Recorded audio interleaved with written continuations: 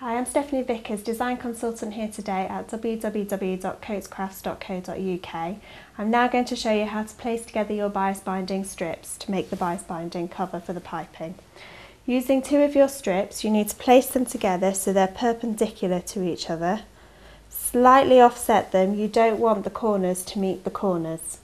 Okay, then you're going to pin that in place, and using your sewing machine, you want to sew a line from one corner running across to the opposite corner.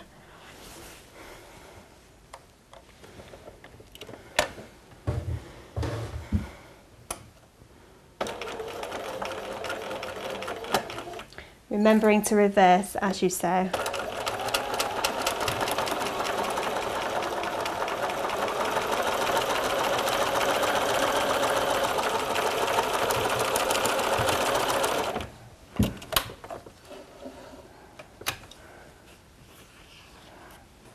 Get rid of any of your loose ends because you won't need those.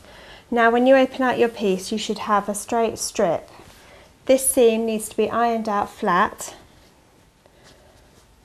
and then you can trim off the corners which stick out at either side. So your seam should end up looking like this one.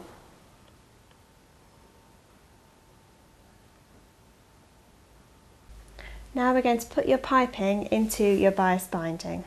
Placing your piping at the top of the lower edge of one of your corner edges, fold the bias binding around your piping and pin this in place. Match your edges up all the way down your bias binding, catching your piping into the centre, and place a pin roughly every 10 or 15 centimetres.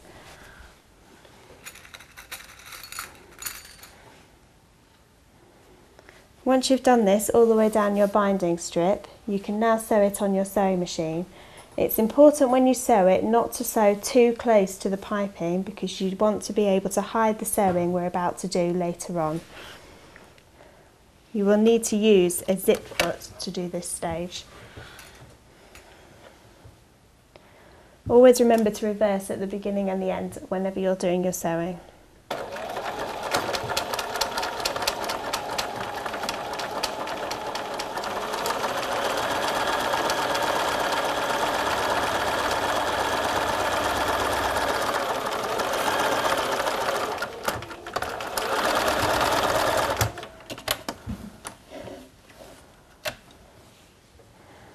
You can see from this that the piping, if I was to sew tight against it, would look like this, but the stitching actually doesn't sit that close to the piping. This will be done at a later stage.